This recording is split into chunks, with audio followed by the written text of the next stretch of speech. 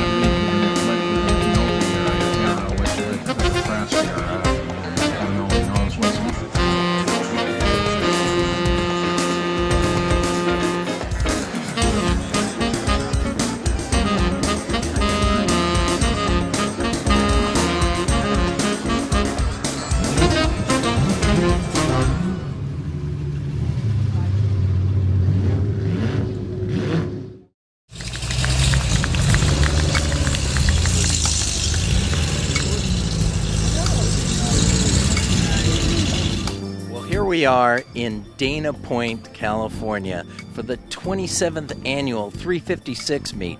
They have over 300 cars here. This is just turning out to be one of the most spectacular events in Southern California. They bring their cars, and that's the way to really fully enjoy coming to these shows. We're here today with Don Rutherford, and what exactly do you have to do to bring all these cars here? Well, the interesting thing is we don't do very much. Even better. It is. You know, we have what is undoubtedly the largest recurring 356 show in the world. And over the years, we've had more and more of the 911 guys coming in 912s, which are the four-cylinder 911 cars, and the early 911, what they call the S registry, the early 911 cars that are becoming very, very popular now. So between the two, we've got over 300 cars here today. Yeah, this is fantastic. And some of them are very, very original. And we have, we've got a front row of cars here that is probably unparalleled at any show in the world. It's got a large number of 4-cam cars, which attract outrageous prices. And we have what I consider the star of the show right here, which is the 1952 America Roadster. I mean, this thing is made, it's an aluminum-bodied car, and they brought a bunch of these cars all from the East Coast. They're going to go from here on up to Monterey, so they are world-class cars. This show has almost got to the point where it can't get any bigger. But my gosh, what a stunningly beautiful spot to display these cars. I can see why it is getting bigger and bigger, and certainly a lot of people here from around the world just to view. Oh yeah.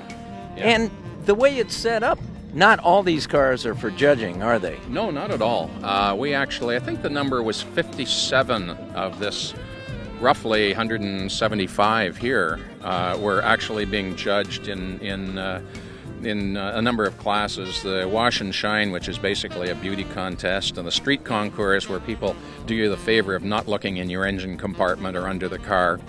And right up to full concours, where every nut and bolt is judged on the car. So we've got the full gamut here. And everyone is certainly enjoying this today. Oh yeah, and the vast majority of the people here are people that are interested in the cars, probably belong to one of the clubs, and they know exactly what this is. Dana Point is an annual event for them all. And, the hotel's been good to us, the city's been good to us, so we really love doing it here. Fantastic. Thanks. Thank you, Barnaby. It's a pleasure. It is.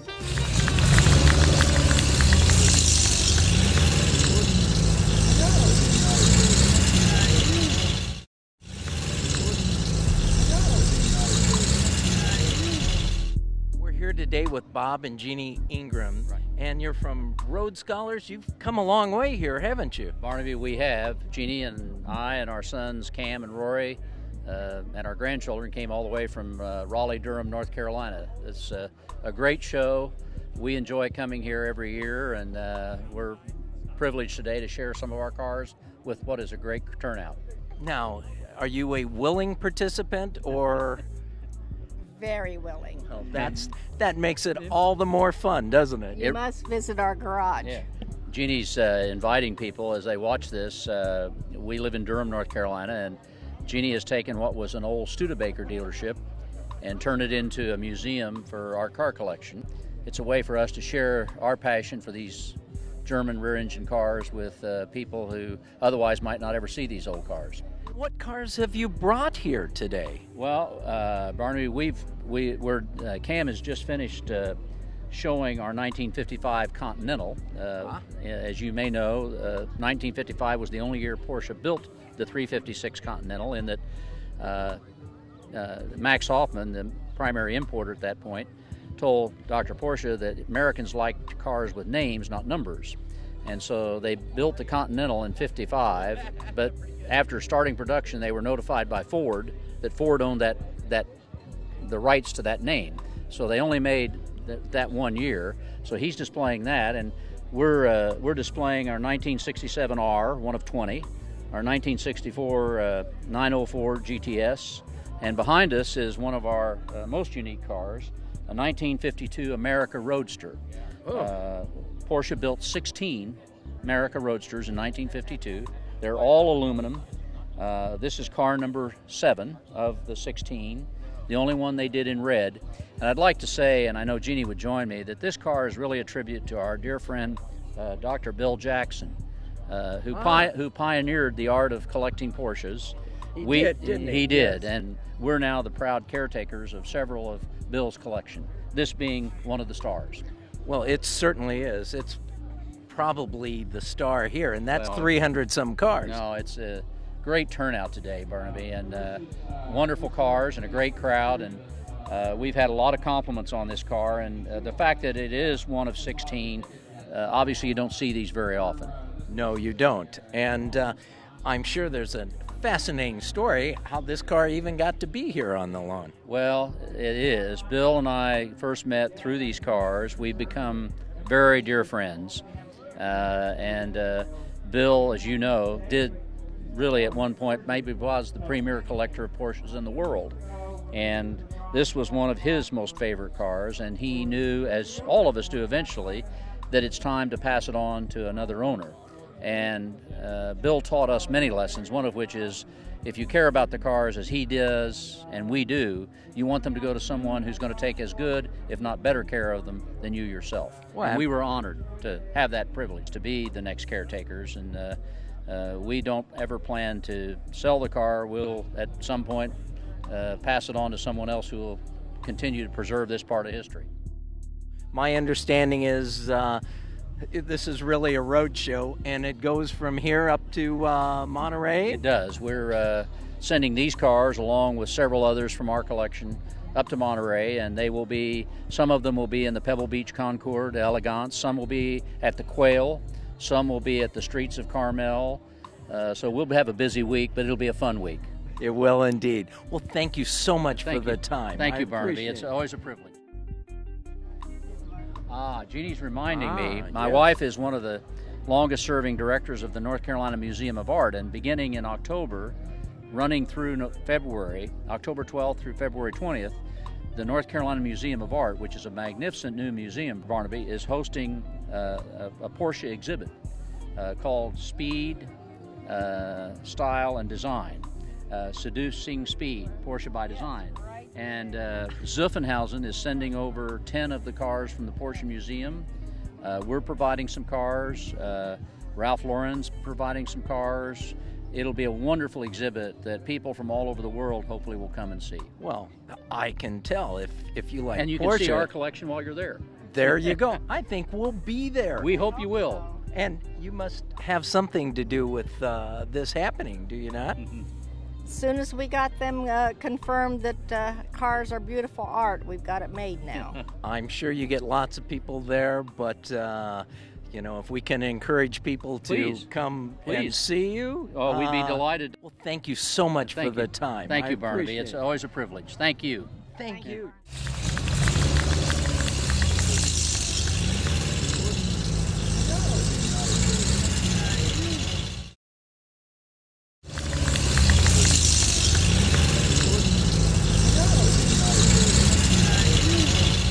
We're here today with Skip Shirley, and Skip, this is a little different for the fair here. What exactly is this? It's a 58 Porsche Devon. This is a stunning looking car. Now, was this a Porsche they put a Devon body on, or how did this come about?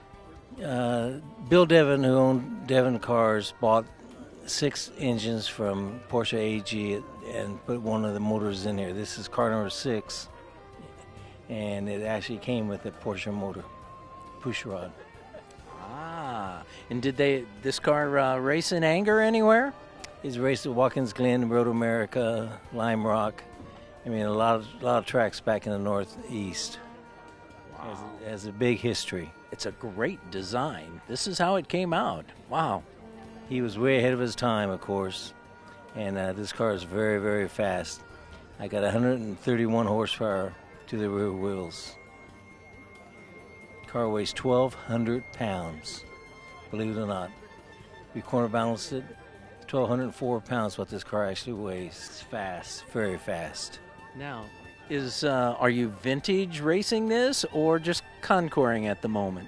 Well, the previous owner is named Tommy Tribune out of Nashville, Tennessee, and he wants to drive this car at the vintage races in Monterey.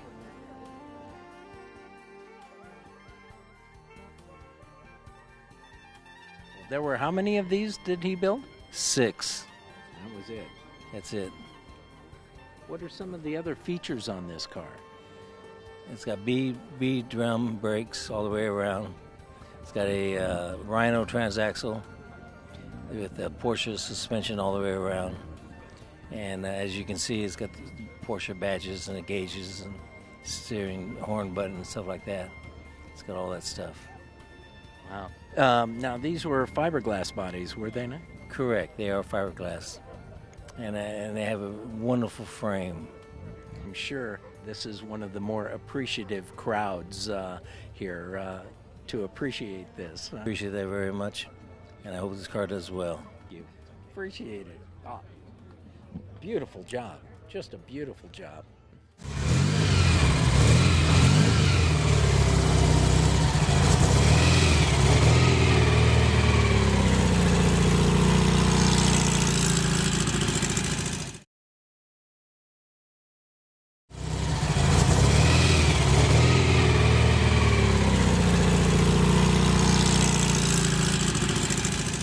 One of the more unusual 356s here today, and here's the owner, Henry Walker, and Henry Sr., and I guess you've got your son involved in this too. We do. We try to keep it a family affair, quite a fun hobby. So. It is indeed, and I mean, what better spot to be able to show and tell stories about your cars, It's right? a great venue here at Dana Point. We've discovered this car in 1992. We've been in Porsches since I was a little boy. Oh, 60s, yeah, 64, 65. Yeah, long time. But we were down in San Diego. The Porsche parade was down there, and this came rolling in on a back of a flatbed truck.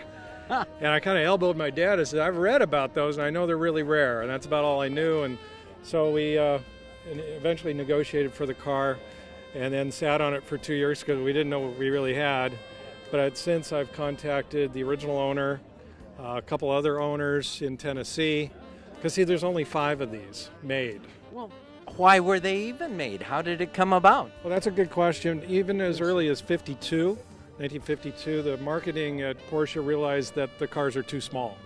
So a young man owns a sports car, he gets married, he has kids, and they've outgrown the 356. So marketing thought there was a market for a 4-seater car. So the chassis is Porsche. It was sent down to Switzerland. There's 2 brothers, Boitler brothers, Ernst and Fritz. Ernst was the designer. His brother was the metal man. And the chassis was stretched 10 inches behind the rear seat, and then a handmade aluminum body put on it. This is aluminum. It's aluminum. Wow. The cars were way too expensive. They're over $6,000 in 1960, almost twice of a 356, which was not a cheap car in itself. So they only ended up making 5 of these. Wow. So how, you told me it showed up at the show. You've talked to the original owner. How did that happen? What possessed him to buy it in the first place? He was a distributor in Texas, in San Antonio.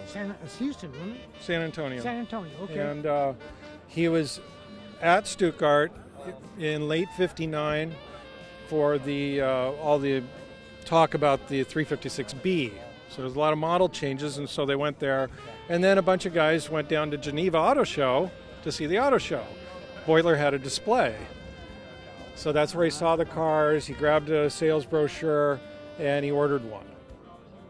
And I have all the letters about the correspondence between Boitler and him in ordering this car. And so he only owned it a couple years, but it came delivered with the 1600 Super. He told me as soon as he could get a Super 90 replacement engine, he put it in this car. He put the badge on the back.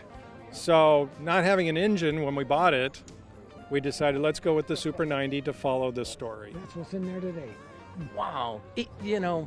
Clearly the family is into this, but it's so much fun to do the research and actually find just what you found. Right. And it's part CSI. You discover it. It is. Treasure hunt, and then it's... the treasure hunt has been a blast. Finding a lot of parts, met a lot of friends.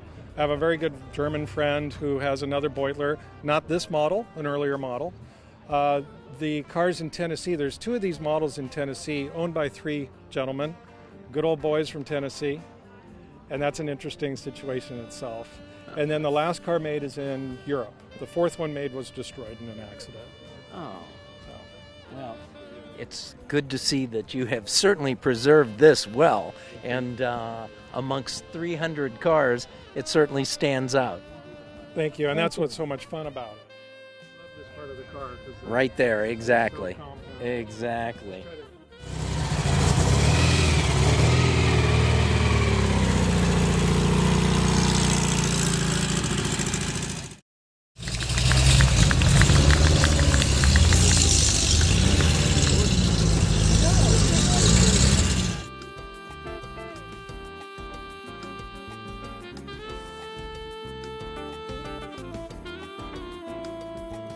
Good morning, I'm Don Rutherford, the president of the 356 Club of Southern California. This 356 Club is actually the biggest regional club in the world with about 1,000 members, and this is our 28th annual car show.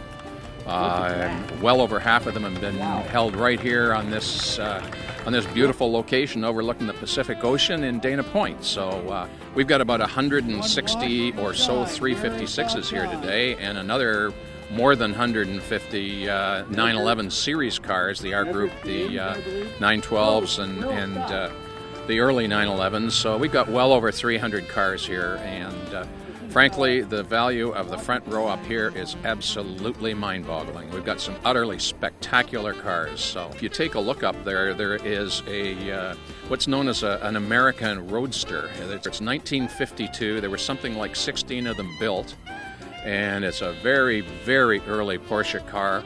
Let's simply say that it would be highly sought after, and probably in the millions if it ever went on the auction block. So it's probably the most valuable car up here, and it's a real time machine. It's a beautiful car. We're very lucky, actually. This is undoubtedly one of the best, if not the best, show, certainly for 356s anywhere in the world, and the fact that this one is annual makes it definitely the premier 356 show anywhere.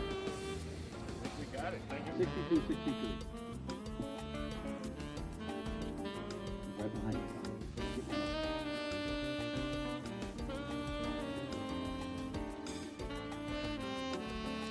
Right on, Bill Clevenger. Pretty good. Watch the guy. Focus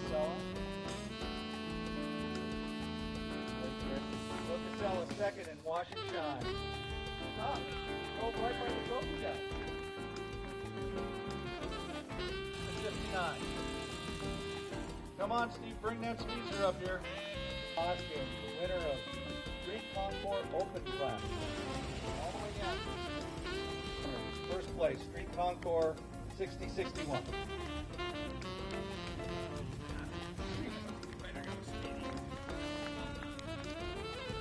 Scott Henry. First, Street Concours 62.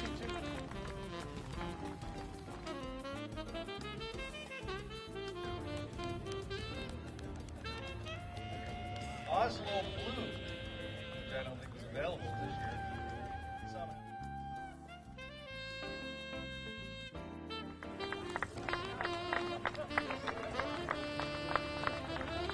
Right on. That is absolutely good. It's a 64 Carrera.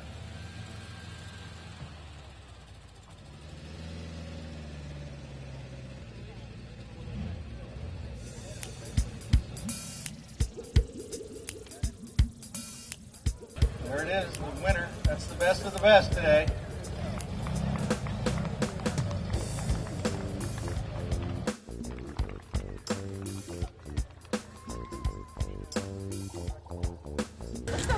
Thank you very much for participating.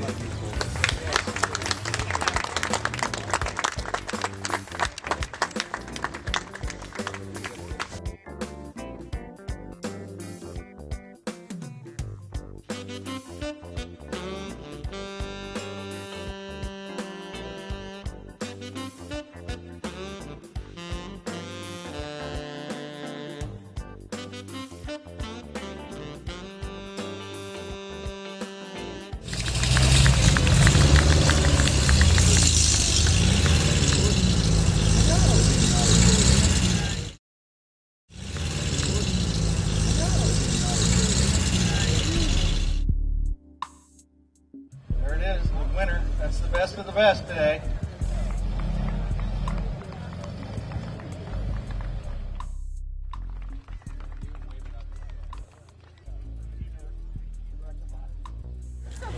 Thank you very much for participating.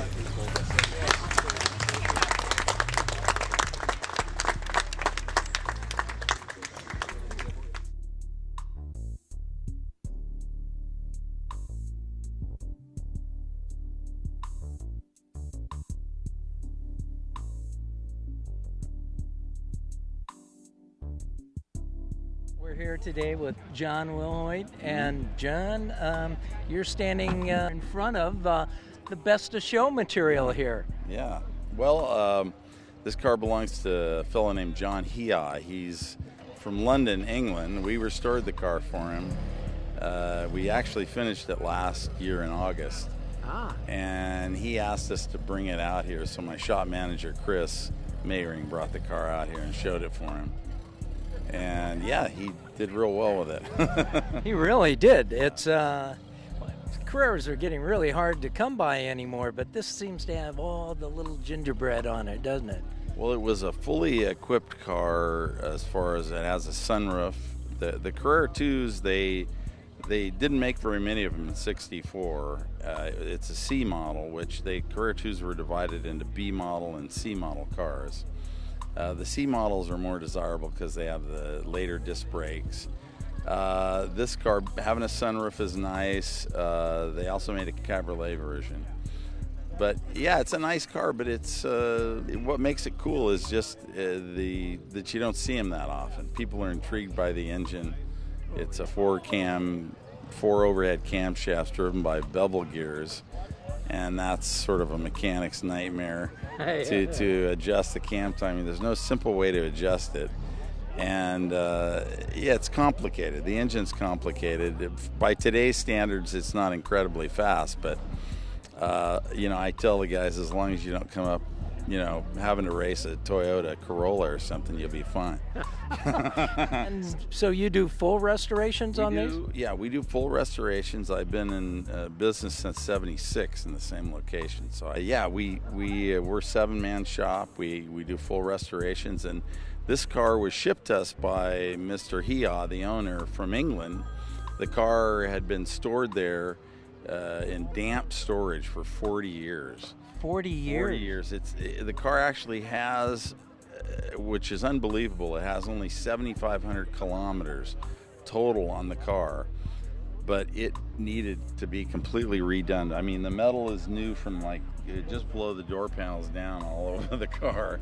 Really? It was really, in England it's pretty damp, and nobody was taking care of the car, so it had a lot of damage.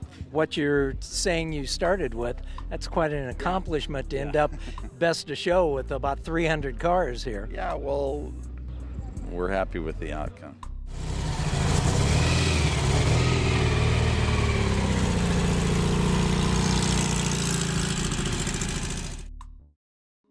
been a great day here at Dana Point at the 356 show.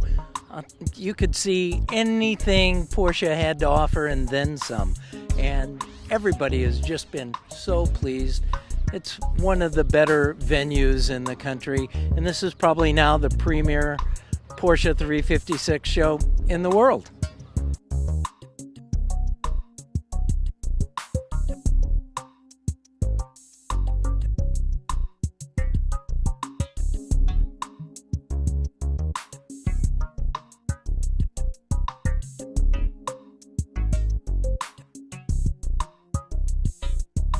We hope you had a great time. This is clearly the premier 356 show in the world. And check us out on themotorcarsociety.com.